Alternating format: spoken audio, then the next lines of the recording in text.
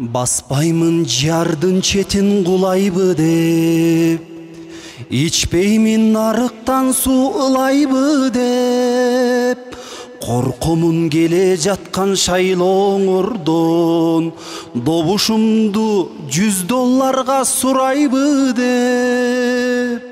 Ойлон кыргыз, толгон кыргыз, бул шайлоодо ойгон кыргыз. Сен да булбул, мен да дулдул, өтүп кетер шайлоо кургур.